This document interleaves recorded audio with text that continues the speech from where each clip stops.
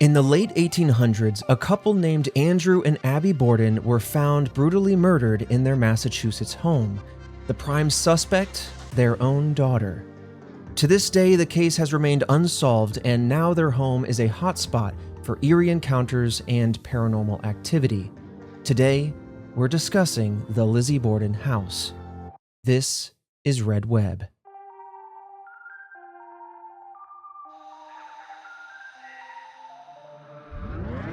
Welcome back, Task Force, to another episode of Red Web, the podcast all about unsolved mysteries, true crime, and the unknown. I am your resident mystery enthusiast, Trevor Collins, and joining me hearing this case for the very first time, Alfredo Diaz. Interesting. So it looks like it's true crime and then also paranormal. But then the third part is it's solved in the sense of it seems like, okay, we're locked in. It's the daughter that did it. So she is the primary suspect. It was considered solved for about a year. Okay. And I'll break down all the background and history and investigation, but ultimately she was acquitted. Spoiler alert. And so ultimately, yeah, this case actually remains cold and long-term unsolved. But, and then in modern history, a lot of people look at this place as a paranormal hotspot. A lot of ghost investigations happen here. And listen, it has dawned upon us Halloween is right around the corner, and yes, so I figured this was the best time to drop this case. We've been talking, Christian and I have been waiting to unveil the Lizzie Borden House for quite some time. So we've been holding on. Yeah, I mean, I've heard of it, or maybe even like, I don't know, seen some ghost episode on Sci-Fi or whatever the heck it is, but I know nothing about it. None of it was retained at all whatsoever, except for just the name itself kind of really stuck, Lizzie Borden. Yeah. But yeah, I mean, it seems like an iconic case, a good time for the Halloween season. Have you figured out, because we're recording this in advance, have you figured out what you're wearing for Halloween? Well, like a year ago, I wanted to do the Fantastic Four. It would work Mr. so Fantastic well, Sue though. Storm. And now with like the new movie out, they got these cool outfits. I just keep not pulling the trigger on buying them. And so, you know, like every year I wait too long and everything sells out. Yeah, that's how it goes. But I mean, It would work. It would be so good. It's like you guys are made for that. Like that totally. Yeah. How about you? What are you thinking? I think it'd be fun to go as Genu from K-pop Demon Hunters, but I feel like everyone's gonna do it. Do it anyway, dude. That would be so good. I'm contemplating it. I'm also contemplating just being a real bad boy this year because I'm in the best shape of my life. Sure. And so I was like, I don't know. I'm going to like a concert. I got a house party lined up, and one night we're going out dancing because Halloween's on Friday night this year. So, you know, Right. Be safe, everybody, but also have fun. And I was like, I don't know. Maybe I just wear all black, no shirt, a little bit of baby oil, and a ghost face, a ghost face mask. Maybe. So you're just gonna take a classic killer, Yeah, and pivot it, make it all sexy like. yeah. Why not go to a concert like it? And then if people come up and say things, don't even say anything. Just tilt my head. Oh my God, that would be A menace. both I know. very sexy I'm a and menace. very scary. You'd be a menace. And who's to say Ghostface isn't dripping down with baby oil underneath all those cloaks and robes? You have no idea. You have no idea. I have a shirt in my back pocket. I could throw it off if it feels too much. A shirt in the back pocket, just like a real thin one, though. Just like dangling, hanging. Maybe it's mesh, so that way it can really fit in the pocket. Damn. I don't know. Listen, I'm just feeding ideas for fun. I like it. But yeah, we're right here at the Halloween season. This whole case is very eerie, very brutal. There are some pictures, I will say right here out the gate, that I will show Fredo with his approval. We've talked about this before. I won't show them here in the episode because, again, they're quite grim. But if you want to, if the need arises, you can go find them online. Viewer discretion, of course, is advised. And if you're looking for more eerie, more kind of storytelling, immersive hauntings for your Halloween season, we do have our pilot episode that released at the top of the month, the Red Web Scary Stories pilot. I just listened to the first cut of it, and it came together so well. So I'm very excited. And while we're talking about Red Web, let's talk about redwebpod.com, the #1 way to support the show. You get everything ad-free, a lot of exclusive content. This week on Wednesday, we have the live recording of Break Room, our behind-the-scenes show that happens on Wednesday at 6 p.m. Central, so mark your calendars. And then on Friday, we have our monthly gameplay series we like to call Fieldwork. It's a simulator-safe way to explore these hauntings. We're playing Shift at Midnight, a very good horror game, brand new, right in time for the season. But, okay, without further ado, thank you for the support. Let's dive in. On August 4th, 1892, Andrew Borden and his wife, Abby Borden, were brutally murdered in their home in Fall River, Massachusetts. But before we dive into that, I want to walk you through the background of the family and the house itself that will give you all the context for what's going on. So Andrew Borden had 2 daughters with his first wife, Sarah Morse. They were Emma and Lizzie Borden, born 1851 and 1860 respectively. Now, unfortunately, this first marriage came to an unexpected end as Sarah passed away in 1863 from uterine congestion and spinal disease. So, very unfortunate beginnings, but it helps set up the current family and the dynamics. So Andrew was widely known around town. He was considered a Fall River socialite, and he reportedly had many jobs ranging from carpentry to bank president, and he even included casket maker. So it seems like an old Renaissance man himself. Right. Well-rounded, just Swiss Army knife. A financier, a money man, you see. Now, regardless, the town of Fall River knew him for his wealth, but his family knew him for his frugal nature.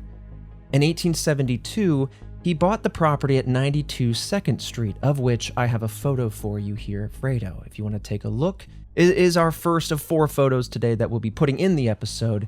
Now, this is the house closer to what it is today, but it looks very, very similar. Just a different color, but it looks structurally the same as it did back then. It's massive. It's pretty big, yeah. It's pretty sizable. I mean, the front of the house, it's 3 stories. The top is probably like an attic or something like that. Yes, exactly. 2 windows in the front, second floor, 3 windows, and then up at the attic is 2 windows. Then on the side of the house, the first floor and the second floor have 5 windows each. Listen, when I look at a modern home and I see a lack of windows, I go, what are you doing creating a cave in that thing? True. Slap some windows on that puppy and let's see the sun. Yeah, this one's the opposite. There's tons. Yeah, they got lighting coming out of here. Yeah, absolutely. I mean, Task Force, if you're not looking at the video version of the podcast, Fredo is a perfect way to describe it, but I would describe this as this is the house that all kids draw in kindergarten. You know what I mean? Yes, it is. Little chimney, the door squares up everything, all these windows. Yeah, it's a cute little home. Yeah, the triangle roof and everything like that. Yeah. And then, because you feel like you're an artiste. You have just the little bit of dimension to it because you just draw it like a square in the front where the left side is smaller and the right side gets bigger. Then you draw the rectangle along the side. So it's like, woo, look, it's the side of the house too, not just dead on. And like, I'm an artiste. Yeah, you step back as a 5-year-old and you go, that's it, perfect. Yeah. So he bought this house in 1872 and he had the property renovated. Apparently it seemed to be more of a duplex-like space when they first bought it, but tearing down some of the walls. You'll see that with some of the entryways. I'll give you the layout here in a bit, but he created it into more of a spacious single-family home. It's also worth noting that whilst remodeling, he refused to upgrade to indoor plumbing. He skipped out on other modern upgrades, and this was likely due to his frugal nature. But this also created an interesting layout. But before we get there, every bedroom essentially had a chamber pot under the bed. And I'm thinking like, listen, if you could have had an outhouse, if you could have had indoor plumbing, papa, if you've got the money, let's think about it. You know, I'm kind of maybe done sleeping over top my dookies or whatever. Yeah, my dookies. Oh my God, I haven't heard that word in a while. Yeah, I get like being frugal and saving money, but that's just standard living. Yeah. I mean, he did install a 2-stall privy in the basement, so there is kind of a more private, removed way to handle the business, but okay. You know. Now, this middle-class home was considered quite unusual for someone of his wealth and status, but either way, again, we know him to be a frugal man. Now, this made his daughter, the very popular Lizzie Borden, embarrassed to bring her wealthy friends around the house. And we do have an image of Lizzie Borden herself as well, because she will be our main focus of this episode. There she is. Wow, the outfits back then are stunning. Yeah. Photos are just like very iconic too. Black and white. There's something about it, yeah. You know what I mean? Slight little shoulder like angle, head tilts to the side a little bit, a little off camera. It's clean. And you know it's old-timey when they don't smile, you know? Yeah, that's true. Yep. When did smiling become vogue? Like, when did we all say, listen, I don't care what's happening, pretend you're happy right now? What, the 70s? When everyone was doing drugs? Maybe. You know what? And then they all were happy. I can't stop smiling. Take a photo. It makes everything seem so serious, but also like that's our resting faces. So I don't know. Right. So in addition to the 4 members of the Borden household, the family also had one extra inhabitant of the home. This was a woman named Bridget Sullivan, who was an Irish maid who lived with the family in their home. Now, she was often called Maggie by the 2 daughters, but we couldn't really decipher why that might be, especially since the 2 daughters are, yeah, they're kids at a certain point, but in the scope of the murders in the cases, they're actually grown adults, and Bridget would be the youngest in the household. Now, some reports also state that after the remodeling, the final house layout was quite odd. There were no hallways and corridors to connect all the rooms. Instead, to go from one place to another, you would actually have to, almost like a maze, go between all of the rooms. So here now is the 3rd image. I want to show you the layout of the first 2 floors so you can kind of get an idea of what I'm talking about. Oh, okay. Interesting. Yeah, I mean, there's a great way to lay out the house and the... Oh, interesting. No open floor plan. Lots of...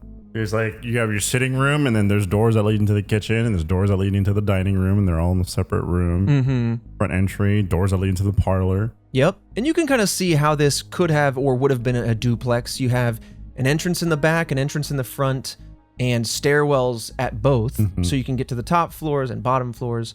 So yeah, I mean, like, ultimately, to go from one bedroom to another, you kind of have to go through someone else's bedroom.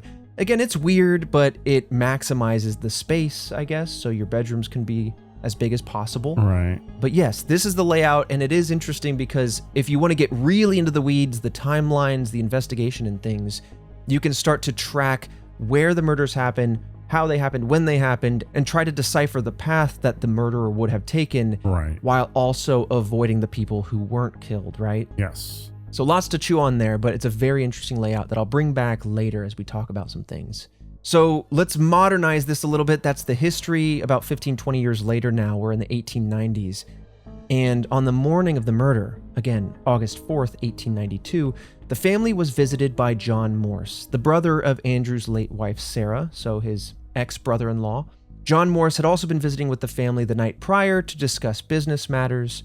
So Andrew, who was now 69 years old, left for work after he, Abby, and John all had breakfast that morning, which was around 9 a.m. when he left. Now at this point, the only people in the house to paint a very vivid image was Lizzie, who was 32 at this point, Abby, who was 64 at this point, and Bridget, who was 25. We know that Abby was upstairs cleaning the guest bedroom, and her sister, Emma, who was 10 years older than her, was away. We've seen some accounts say that she was staying with friends, others that just say she was away. I couldn't tell if she had moved out officially at this point, but she was 42.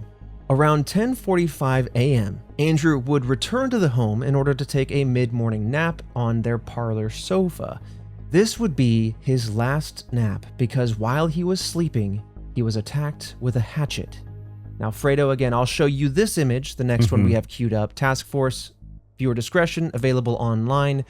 But here is the image of Andrew as he was discovered on that sofa. Wow. Yeah, I mean, he's just laying there. So almost still, I'm assuming, as close as you can get to being attacked, but then still in your default position that you're resting. Slumped over to the side a little bit, and you can pretty clearly see, it's a little blurry, it's an old photo, but you can clearly see some of the results of what happened. A lot less blood than I can see, but then again, like, it's probably soaked all into the couch. And I thought there'd be more of a splatter mark along the back wallpaper, but no. The guy that's standing on the right kind of looks like a ghost. Half of him is faded. Yeah. It's transparent. I wonder if it's just like a long exposure or something. I would say so. Yeah, that's a brutal scene to look at. Yeah. So suffice to say, Andrew's skull had been crushed. It gets more gruesome from here. His eye was split in half. His nose had been severed. A lot of the axe hits. It was estimated to be 11 blows were all to the head. 11? 11. There's a lot of emotion behind that. Exactly. And that's where I'm also caught, where I'm like, I would have expected more blood. Maybe the fidelity of this photo doesn't show like the finer splatter marks or anything, but I'm with you. It's eerily calm in this photo, given obviously the aggression of 11 blows. It is eerily calm, and then it's also not as, I don't know, like there's not a, you think there'd be a bunch of blood everywhere, splattered all over the walls and the carpets and just these streaks of blood, but I'm not seeing it. Yeah. Now, just 30 minutes after this, so around 11:15 a.m., Lizzie reportedly told Bridget that she found her father's lifeless body. Lizzie later recounted when giving the story that she claims she yelled, quote, "Maggie, come down quick. Father's dead. Somebody came in and killed him." End quote. The police were called to investigate, of course, and Lizzie's neighbor, Adelaide B. Churchill, came over once she heard the commotion. It was then Churchill who ventured up to the second floor, who then made another discovery. She found upstairs in the guest bedroom Abby's body, who had also been slain with a hatchet, and it was estimated that she was struck around 18 times. Jesus. And eerily as well. Fredo, again, just for you, Task Force, it is available. There is an image of this as well, though less brutal, it is still very unsettling. She was found laying face down on the floor of the guest bedroom, and that is what this photo depicts. Yeah, that looks pretty brutal. Again, not a bloody environment for that many strikes. Almost looks like, there's their cloth over her body or their shoes poking out.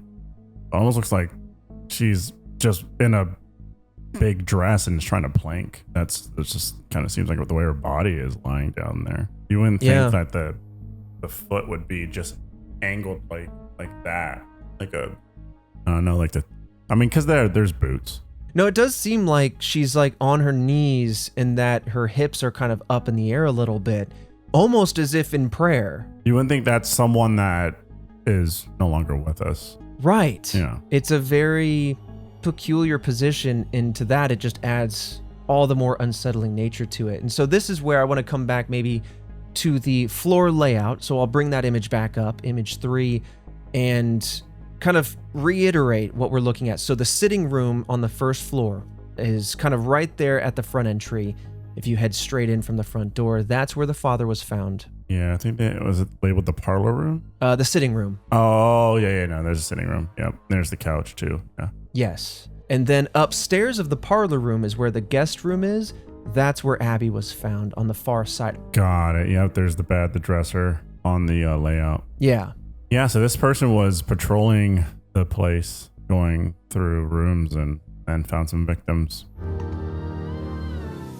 This episode of Red Web is sponsored by Shopify. Task Force, if you have shopped online, and I know you have, chances are you've bought from a business powered by Shopify.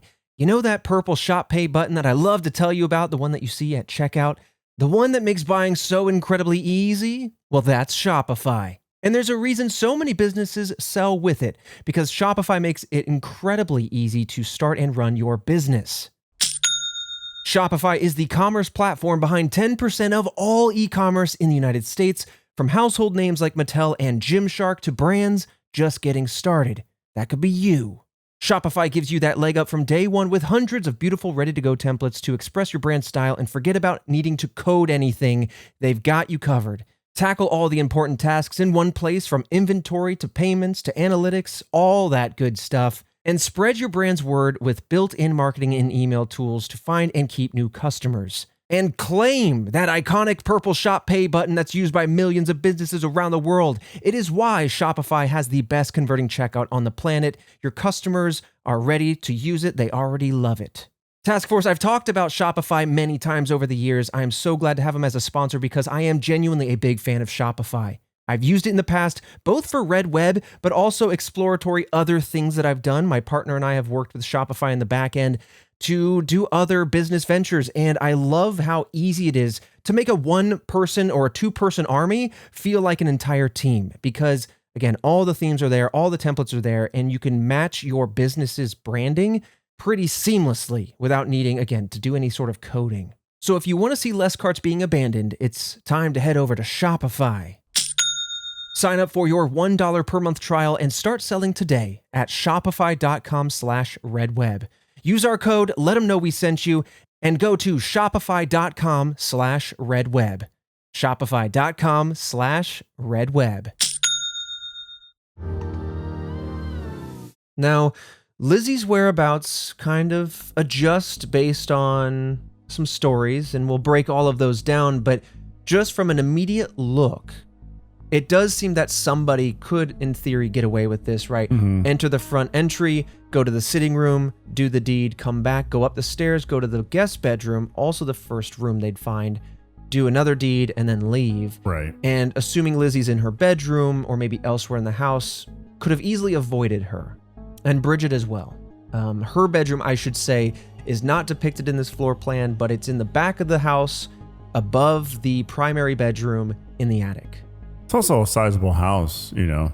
They could be in their room, minding their own business. But then again, I mean, depending if people are sleeping or not sleeping, you might hear some screams. That's the big part is who heard what was not heard, especially with such violent strikes and violent murders. But yeah, we'll break down the investigation and the suspects.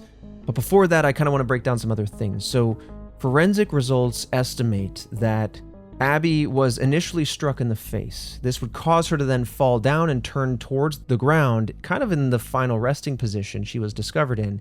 And then while on the floor, the remaining blows would be delivered to the back of her head. And I think you're completely right. When you see this number of strikes, 18 overall, it paints a very vivid image of aggression, something personal. And I think that that's what investigators really keyed in on. This is such a violent crime that it's not impossible at all, but it's harder to anticipate a stranger just stumbled in and did this. Right. And then another interesting detail was that when police found her body, it had been cold. However, when they were assessing the father's body, he was still warm. And from this, the police suspected that Abby had been dead for at least 90 minutes prior to Andrew. So then was it just Andrew on the way out? That's really interesting, but like 90 minutes though would necessitate somebody coming in, doing it, and lingering, not being found, and then on the way out, maybe striking Andrew, or Andrew comes home and they're thinking, oh, this is the only other person in the house, I gotta get rid of them. It paints a lot of vivid imagery, but it also raises a lot of questions. It really does. I mean, they could have done this and then sat there in the bed, just thinking about what they did or going through the emotions, feelings and whatnot. I mean, like, oh man. I don't know. Yeah. Dude, that's sadistic. Or it's someone in the house. True. Cause then, back to our primary suspect, right? And then at that point, just like, okay, I'm just, this is my home. Where else am I going to go? Right. And I don't know what the story is there. What, like you didn't hear anything and then you were just in your room? Right. Yeah. Where were you? And we'll get into all those little details because I'll tell you right now, some of her story shifted over time. Now, during the initial investigation, police are on the scene now and they discover 2 hatchets found in a box in the basement. I believe they also found 2 or more axes alongside this, a hatchet being a single-handed, axe being just a 2-handed version. Now, one of these hatchets appeared broken on the handle near the head of the hatchet, while the other remained intact. Officers also noted that both hatchets looked to be deliberately covered in ash and dust, and prosecutors later speculated that this may have been an attempt to make these hatchets look like they've been untouched or unused for quite some time. But a closer look at the broken hatchet showed that the handle seemed to have a fresh and clean break, which would indicate, despite the dust on it, that it actually had been used recently, and potentially to perform this crime. So this makes me wonder. The hatchets are found, they're suspected to be the murder weapons, and they're suspected to be the same ones found in the basement, or at least that broken one. Now the basement, as of the layout we have here, the basement is gotten to by the back left stairwell, right there where it says entry near the kitchen. Right. That is what goes down to the basement, and the chimney there in the kitchen also goes down to the basement. And then below the kitchen is like some tool chests and some tool tables and a sink, I believe. And that is where the box was found with the hatchets in it. And so now you start to think, okay, if it wasn't somebody in the house, how did they get around this house by going through this weird layout? How would they know how to get through this house's weird layout to hide the murder weapons, to kill two people and not be seen? Yeah, it's a lot. Right. Are they familiar with the place? Right. Are there someone that is close to the family? Mm-hmm. Are they family? Are they family? And so that, I think, is enough of the groundwork to lay in order for us to jump into the investigation. And I say suspects plural, but the police essentially wiped out 3 of the immediate suspects, and obviously they go straight for Lizzie, all things considered. So immediately after the murders, police suspected, by reports of some of the neighbors, a man that I can only find reported as the Portuguese laborer. This was a man that was seen on the street asking for work, I believe, and police believe this man had visited the Borden house earlier that morning, potentially asking for wages that was owed to him for work performed. However, reports state that Andrew turned him away and told him to call later. Now, despite this being the police's first instinct, there wasn't really much else to go on for this person, and so, with no evidence, they were removed as a suspect. Within days, it then became clear to the police that Lizzie Borden was the prime suspect, though for the sake of completion's sake, I do want to say they did talk to Emma. She was questioned about her parents' murders, but she was quickly dismissed because, again, she was out of town and had a very strong alibi accordingly. Now, of course, Bridget also makes sense. She would have also been home at the time, and so she was interrogated for her potential involvement in this case. You know, hey, maybe she helped Lizzie perpetuate this crime, or maybe she committed the murders herself. But police quickly ruled her out as a suspect as well due to the lack of evidence and based on the answers that she gave. Interesting. Wonder what those answers would be.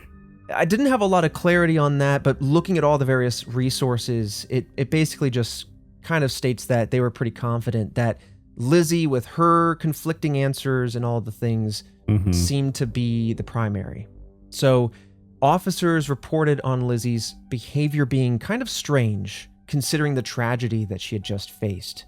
Now, of course, I can't possibly understand what one would go through seeing their stepmother and their father attacked and murdered in such ways. I can't imagine what normal would look like. Yep. But reportedly, police stated that she was eerily calm, and she repeated answers to questions, and a lot of those answers ended up being contradictory. For example, at first she told police that she heard sounds like groaning and scraping, but then as a few hours passed, her story shifted to say that she heard nothing. No, I didn't hear anything, nothing that stood out to me. Then when asked about Abby's whereabouts prior to her murder, Lizzie stated that Abby had received a note requesting her presence for a sick friend. But of course, no note was ever found. And so, okay, we're laying some groundwork, some things aren't connecting, but it's not hard evidence, right? Right. So they continued with their questioning, and the officers inquired as to her whereabouts when the murders occurred. She claimed, hey, I wasn't even in the house. In fact, I was in the barn in the backyard looking for gear for an upcoming fishing trip. I believe she was looking for tackle or some things, which would have been upstairs in the barn. It is said that when she continued to answer this and give some more details, she conveniently, I add, conveniently lingered for a little bit. It wasn't like a quick trip to the barn to go find something and come back. She went out, spent about 15 to 20 minutes in the barn looking around, and then lingered outside, saying that she decided to sit down and eat a pear. And this would answer as to why she wasn't in the house for these upward of 90 minutes between the two murders. Interesting. Just casually around. Just casually around. That's so weird. Look, I get why. I get why they're suspicious. Yeah, she's just casually around. And conveniently misses, that window. Right. But she says when she re-entered the home, which again would have been at the back of the house, this would have been near the kitchen or pantry. That's where that entrance is. So it's not like far from the sitting room, but it's not like you immediately walk into it. The sitting room is kind of centrally located. But that's when she discovered her father dead on the couch, called Bridget down, had Bridget then go off and get a friend. We'll talk about that. And then the neighbor came over and discovered Abby upstairs. So it kind of makes sense, but it also feels very suspicious to investigators at the time. So Lizzie called for Bridget, who, according to reports, claimed that she was upstairs in her room for the entire time. This would have been up in the attic, which I want to mark is the furthest point from any other room in the house. I mean, you're kind of the furthest removed. It's not upstairs of the guest bedroom. It's upstairs and on the opposite side of the house. Yeah. Yeah, and the house is long. It's long, yeah. However, some reports claim that she was outside washing the windows per Lizzie's request, that Lizzie had asked her to do this. But again, this would have kept her outside for quite some time doing something else. You might ask, well, then how did she not see some of these things happen because she's at the windows? Well, as we kind of talked about serendipitously, there's a lot of windows. And so there's a lot. It's just, I wasn't expecting there to be so many people just around. I know, right? Right? What? I thought it was more like no one was home, and it was unfortunate that these were the people that were home during this time. It's like, no, people were home. They were just doing other stuff. Right. Yeah, it is very suspicious. But after being questioned, Lizzie stated that she wasn't feeling very well and wanted to lie down. This makes a lot of sense. I mean, she just went through a lot of emotional trauma. And instead of questioning her further or investigating if she had any bloody clothing or blood-stained items on her person or in her belongings, officers said, all right, there is a lot happening here. Let's let her rest. Ultimately, though, like I said, police were very wary to believe Lizzie's story. And as she goes off to rest, they continue to take a look inside the house, the barn, and this is where they noticed that there were no footprints inside the barn, and the barn was quite dusty. The floor had a dust to it, and so if someone was freshly in there, they would have thought you would have seen a pattern. Yeah. Like footprints maybe or something like that, or just something like that. Some sort of like freshly swept, something, maybe the dress moved something, maybe a foot kind of stomped some of the dust aside. Mm-hmm. Just some evidence that a person had recently been in there. Right.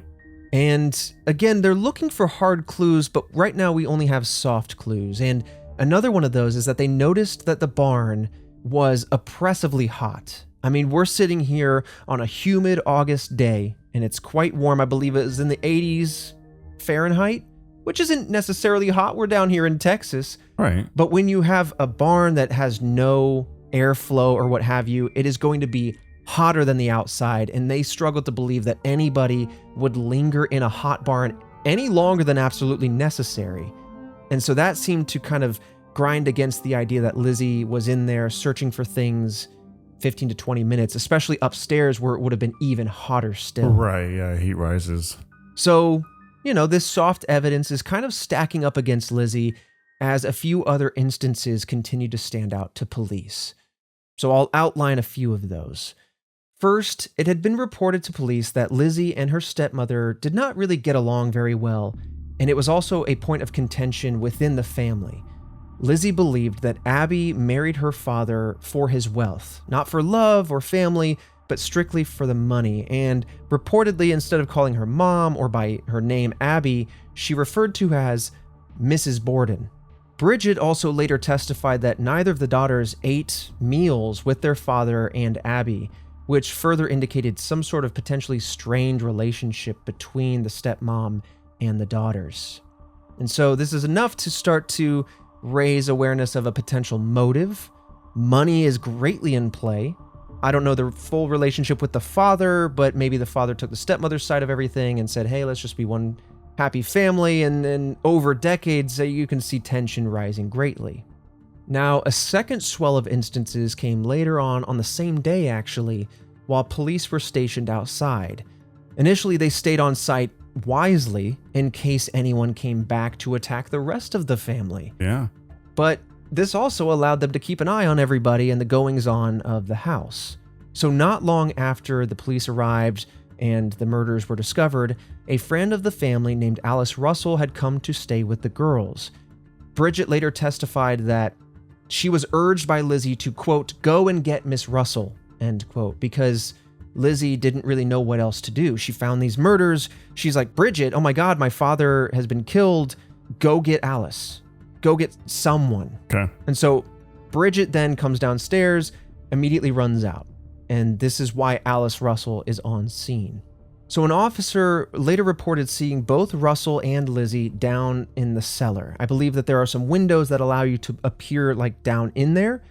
And while both girls returned upstairs together, this officer then noticed that Lizzie actually then went back downstairs by herself. You can look into the further details of what the reports are saying that what they did, but ultimately the thing that stood out most by all sources was that the officer looked down and Lizzie appeared bent over a sink. Seemed like she was working on something over the sink. He couldn't really quite tell. It's just that she seemed hunched over the sink and was doing something. Later on, Russell herself would recall seeing Lizzie tearing up and burning a blue dress up in the kitchen. And when asked why she was burning this blue dress, Lizzie simply said that, it has oil paint on it and it's stained. I don't need this anymore. I'm just going to cut it up and get rid of it. Burn it. Now, interestingly, that does seem very suspicious. What else can stain, right? Blood. Now, interestingly, looking at some of the reports we were researching, Bridget apparently noted that Lizzie was wearing a blue dress the day of the murders. Though this does remain unconfirmed, it would raise a lot of eyebrows as to why maybe she was burning a blue dress, which very likely would have had blood stains on it rather than an oil paint stain. Now, lastly, the next thing that stood out to police was that a local druggist, or pharmacist we would call today, reported just a few days prior to the murders, Lizzie had come to him asking to purchase prussic acid from him. Ultimately was unsuccessful. Now, very simply, we don't know why she was trying to buy prussic acid. I believe some of the sources said that she wanted this in order to clean a sealskin cape that she had, like a shawl. But ultimately, prussic acid is a highly toxic substance that can be lethal if ingested. So, was she trying to clean, a leather, or was she trying to poison somebody? Oh, the route of poison. Right. Interesting. Either way, there's a suspicion everywhere. Right. I mean, when something like this happens, like you're watching everyone's move and what they've done and everything like that. So everything's, is magnified. But none of this looks good. None of it's looking good. Not at all. And even if, yes, she was trying to just clean a sealskin cape, when you look at it next to everything else, it starts to go, I believe that. Yeah. Well, now, like we teased at the beginning, the case was kind of solved for a little bit because Lizzie was officially arrested for the murder of Andrew and Abby Borden just 1 week later on August 11th. The following day, she pleaded not guilty. Then, after a lengthy trial, it was concluded that there was not enough concrete evidence, not enough hard evidence to point to Lizzie as the murderer of her parents, and she was acquitted nearly a year after the murders on June 20th, 1893. After this point, she and her sister Emma inherited their father's estate, and I don't want to get into all the details, but I believe Abby had some sisters who also filed claim to her specific estate, and it all came down to the order of who was murdered first, because Abby died, then her estate went to the father, then the father died, so then it all goes to the daughters. But suffice to say, most of it went to the daughters. They did basically cut a check to Abby's sisters to kind of relinquish any sort of claim to her estate. Gets a little muddy. Yeah, it's kind of bouncing all over the place. When money's on the table, family comes out of the woodwork to start saying, hey, me. Yeah. So, suffice to say, Emma and Lizzie took most of their father's estate, and with that money in 1897, they both together bought a new, much more modern home about a mile north of this house. Oh, that's not far at all. Not far at all. It's actually, I'll be honest, it's a beautiful looking home. It's a Victorian looking house it's got like 3,900 square feet. In Jeez. 2020, it was recently on the market, so there was articles all about it. Whoa. It's good looking, but Yeah, it's a nice place. I'd feel eerie, being there. Yeah, I wouldn't, feel too comfortable. Now, despite the acquittal, Lizzie was ostracized by the Fall River community and subsequently tried to seek distance from this case and began calling herself by a different name. Now, I say that, but I don't think she did a very successful job because henceforth she referred to herself as Lizbeth A. Borden. Oh, okay. Well, so she just wanted to. It's like one of those things where it's like, look, it's easy to find if you're looking, but you can't just easily make that connection. Like she used to go out in public and Lizbeth, Right. and be like, oh, Right. Lizbeth, okay. Yeah. Oh, weird. It didn't try hard enough, but I guess she really liked the name.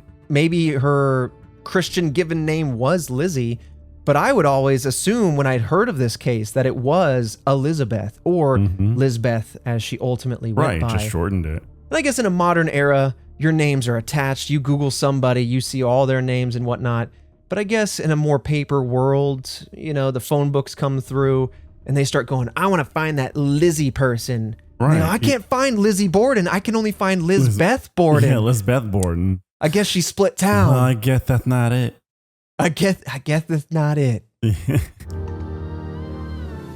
This episode of Red Web is sponsored by Select Quote. Have you ever heard of the Slayer rules? These are legal provisions that have a gnarly name to them, but they essentially prevent people from inheriting property or benefiting from the estate of a person that they murdered. One of the things they protect is someone getting killed for their life insurance policy. And when you think about all this morbid, macabre information, it starts to make you realize how valuable life insurance is, doesn't it? That is where Select Quote comes in, but they also offer quotes on so many other types of insurance as well. In fact, for over 40 years, Select Quote has been one of the most trusted brokers in insurance, helping more than 2 million Americans secure over $700 billion in coverage. Their mission is simple: to find you the right insurance policy for your unique needs. They shop, you save. Select Quote has partners with policies designed for many pre-existing health conditions so you can get the protection that you deserve. I really appreciate Select Quote because it's a one-stop location to look over all the different options for insurance. It can be so overwhelming to know what coverage you need, what you want, what the prices of everything are. And so if you can go to one location and match them all up and find what exactly fits you and get it in your budget, I think that is the best. And Select Quote has come in clutch for me, whether I'm looking for auto, home, life insurance, any of it. So Task Force, get the right life insurance for you for less and save more than 50% at selectquote.com/redweb. Again, save more than 50% on term life insurance at selectquote.com/redweb today to get started. That's selectquote.com/redweb. This episode of Red Web is sponsored by BetterHelp. October 10th was World Mental Health Day, and this year we wanted to reiterate our thanks to therapists everywhere. BetterHelp therapists have helped over 5 million people worldwide on their mental health journeys. That's millions of stories, millions of journeys, and behind every one is a therapist who showed up, listened, and helped someone take a step forward. Moments in therapy like the right question, a safe place to cry, or a small win can change lives. I've shared a little bit about my experience in this area. BetterHelp is an amazing tool to get your journey started if you don't know where to look. Finding the right person is incredibly important, and BetterHelp helps you do that. Again, starting therapy is daunting for many people, including myself. I didn't know where to look or how to start, and so this is a wonderful first step. BetterHelp therapists work according to a strict code of conduct and are fully licensed in the US. BetterHelp does all the initial matchmaking work for you so you can focus on your therapy goals. If you aren't happy with your match, switch to a different therapist at any time from their tailored recommendations. With over 30,000 therapists, BetterHelp is the world's largest online therapy platform, having served over 5 million people globally, and it works with an average rating of 4.9 out of 5 for a live session based on over 1.7 million client reviews. In celebration of World Mental Health Day, we are continuing to celebrate the therapists who have helped millions of people take a step forward. If you're ready to find the right therapist for you, BetterHelp can help you start that journey. Task Force, get 10% off your first month at betterhelp.com/redweb. That's betterhelp.com/redweb. Now, of course, it's been quite some time since this case, so you can assume that she has since passed away, but she died at a relatively young age. She ultimately passed away from pneumonia on June 1st, 1927, at the age of 66, and I believe her headstone does in fact say Lizbeth A. Borden. Now, that is the unsolved mystery of the hour, but of course, it being the Halloween season, we have to indulge in the paranormal here. Just like the Villisca axe murders that we've covered in many other cases, we go from a traditional, harrowing true crime case to a modern lens of paranormal. And I don't know if this is like the modern era layering in a bit of like fantasy over it, but honestly, like this house has had a lot of, I'll get into it. I'll tell you everything that people have seen and more, but it's got a lot of active events, a lot of people reporting a lot of eerie paranormal experiences. I wonder if it's more than just like this event. You know what I mean? You know what? That's a great question or a great thought, because it is a very historic house. And we talk about, the stone tape theory. If ghosts are real, which I desperately want them to be, a lot of energy, a lot of happenings have moved through this house. A lot of families have lived here before it became officially a museum and kind of paranormal tour destination. Bed and breakfast is what it is now. But okay. Yeah. Some cynicism in me goes, okay, but why not? If the ghosts are there, I want to indulge in a bed and breakfast with a little spooky haunting with it. Yeah. But since the gruesome murder of Andrew and Abby Borden, the Borden household has reportedly become, like I said, a hotspot for paranormal activity. And I would say that, yeah, potentially other things have happened to help facilitate this hotspot, because some of the sightings, some of the experiences don't one for one match up with this murder. There are other experiences happening that paint a more colorful history here. But the house did open in 1995 officially for ghost tours, but up until that point, I imagine it had quite a life of its own. Right. I mean, there might have been people that were like enthusiasts of true crime. Mm-hmm. Yeah. Like wanting to either own it or rent it, be a part of it. Oh, yeah. Yeah. Yeah. There's something morbidly intriguing about being in a place where something like this happened. We talk about the Amityville case. And those people, the people that own it now, really want their anonymity and they want to separate the house that they live in from the history that it has. But other houses kind of indulge in that history because there is something almost innately human, innately spiritual, even if it is dark and macabre, to stand there with something so wild, so outlandish almost, but it did actually happen. Where that happened, you're standing at that sofa. I couldn't do it. I could not do it. No way. You've done it. You've been to some ghost hunts. Right, but I mean, like, actually, like stay there or maybe even own it or whatnot? No, hell no. Speaking of owning, though, actually, in 2021, the house was purchased by a paranormal tour company called U.S. Ghost Adventures, not to be mistaken with Zach Bagans' show, Ghost Adventures. Mm-hmm. And so, there's something about that I like. There's a level of respect that comes with that, and so they'll keep it historically accurate or keep it kept up. But there's also the cynical side of that, which is to monetize it a little bit. But yeah, exactly. I mean, why not both? Sure. Sure, right. But like I said, it currently operates as a bed and breakfast and a museum where guests can participate in tours. They can stay in the same rooms that the Borden family inhabited. And it's even furnished to resemble the original 1882 appearance of the home. Oh yeah, they got paintings where the paintings were. They got a one-for-one match of the sofa where the sofa was in the sitting room. Oh, that's a little much for me. It's a lot. It's a lot. A little much for me. I don't know about that one. Yeah, I'm not sitting on it, but I see it. Mm-hmm. I see that something happened there. Eerie. Now, let's get into the paranormal part of it all, because many overnight guests report eerie paranormal experiences, cold spots, feelings of unease during their visits in the house. And I feel like we're experiencing the feelings of unease right now just talking about it. And so I think it's bound to happen. But let me outline some of the major experiences that have been reported. Many of the hotspots, I should say, are like the guest room. This is said to be the most active room in the house, the primary bedroom, Lizzie's room, and the cellar. But of course, a lot of these things happen all over the house.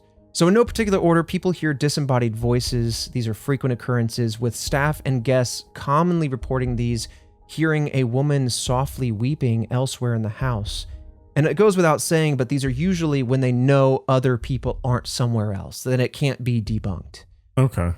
People often hear footsteps having moved through the house, usually upstairs, sometimes on the staircase, and usually, like I said, when the house is empty. I myself have been at places where I hear phantom footsteps. Oftentimes it can be the house settling, but it is very unsettling when you hear what sounds like step, step, step, creak, creak, creak, and no one is there, and no one's trying to prank you. Yeah. I don't know how you answer for that officially. You don't. And the thing is terrifying, especially if it's like your own home. Mm-hmm. And all the time, it's very much so just like, okay, it's just the house from the heat and the cool, the wood's just expanding, and still, it's so like, I have to be the one to check it out. You know what I mean? Yeah. Why do I have to check it out? And why is it happening when I'm asking for something to happen? Exactly. Now, here's where things start to separate from the case a little bit more, because there are many reports of hearing giggles or the laughter of young children. Again, everybody was an adult in the house, Bridget being the youngest at 25. Right. Everyone was way older than I thought they would be. So yeah. Where are these children coming from?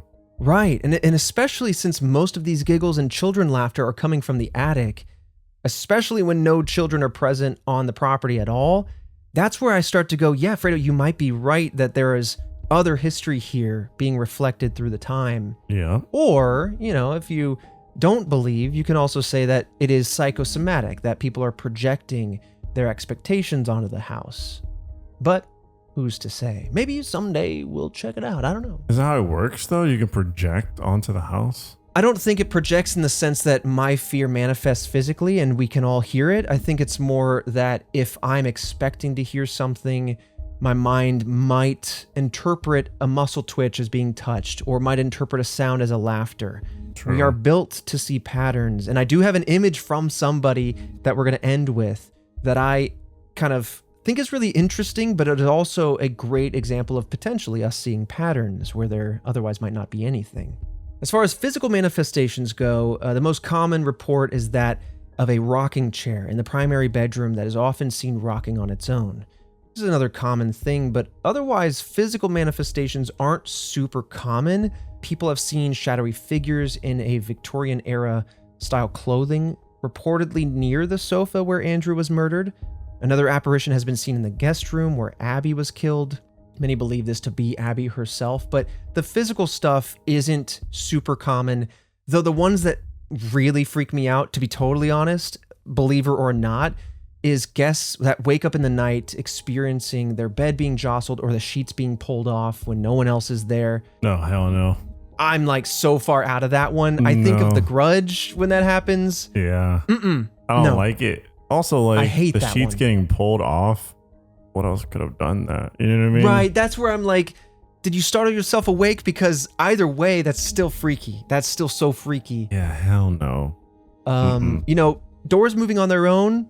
I've seen that. You and I have both seen that at the Stanley Hotel. We saw that. And you're like, you know what? I can kind of come to terms with that either way. But bed sheets being tugged, indentations, that's another thing. Indentations showing up on the bed as if someone's sitting there. Oh, nah, dude. I haven't thought about that in a while. Yeah.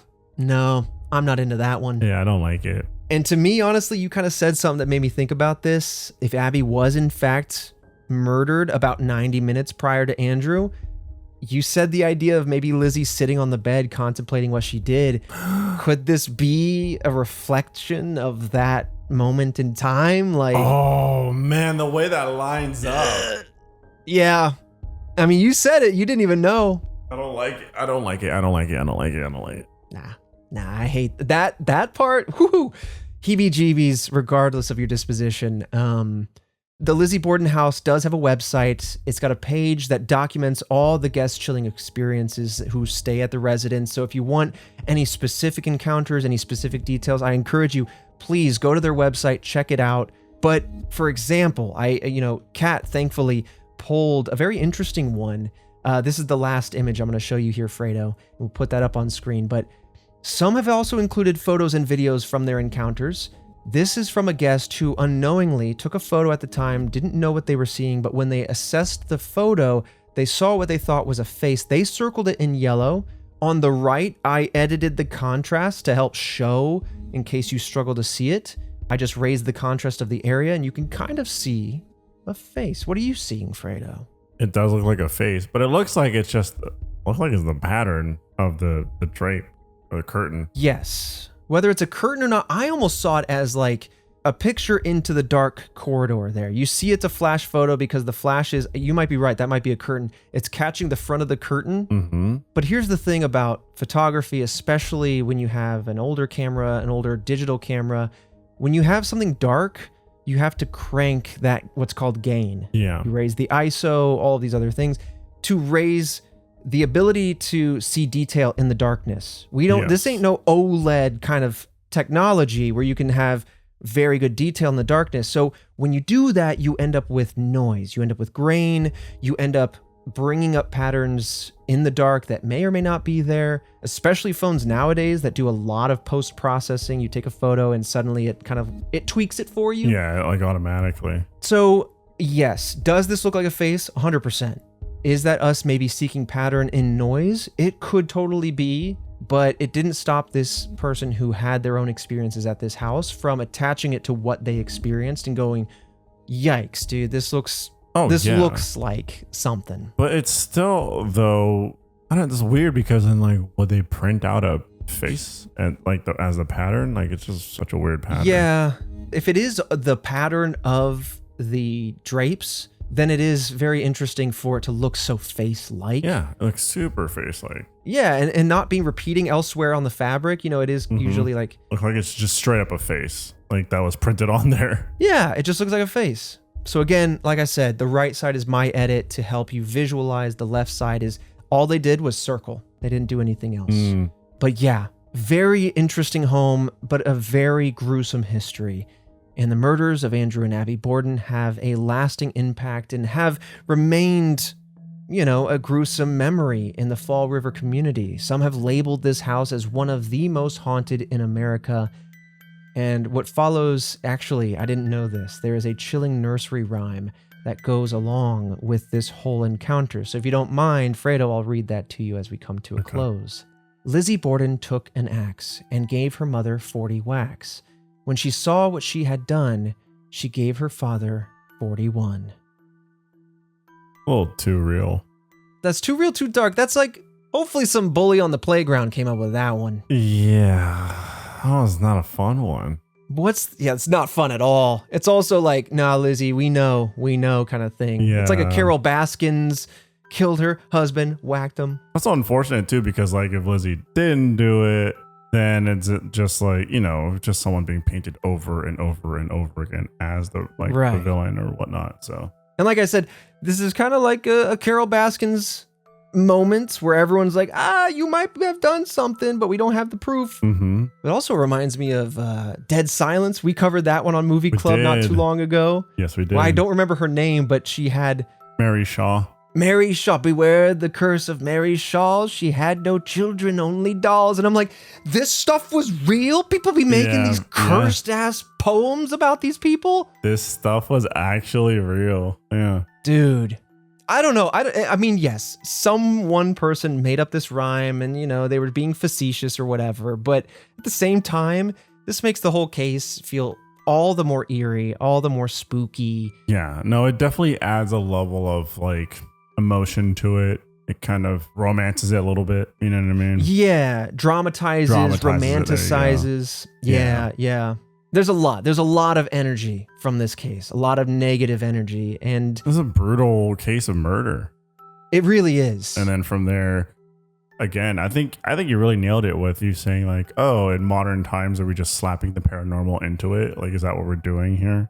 And in some ways, I can see that as a reflection of people's desire to commemorate or immortalize tragedy.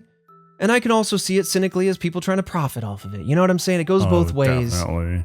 And it's why when we approach ghost stories, or even the rare ghost hunts that we do, which we will have one next week, by the way. Yes, we will. It's why we always come in and try to stay level-headed. We want to respect the space we're in. We want to respect the story and the history that we're walking into, but we also don't want to be so flippant as to believe everything. We don't want to be wet blankets, but we also have to be skeptics. You have to analyze everything, because as much as I love the paranormal, I love scary stories, and I would love for the paranormal realm to be real in any way.